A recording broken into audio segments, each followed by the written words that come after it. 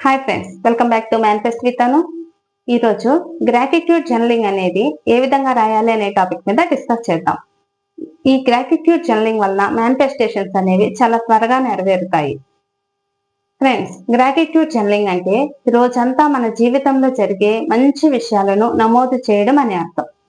ఈ విధంగా జర్నలింగ్ చేయడం వల్ల మన ఆలోచనలు అనేవి పాజిటివ్ గా మారిపోతాయి. మన థాట్స్, మన ఫీలింగ్స్ అనేవి మన ఎనర్జీని బలపరుస్తాయి.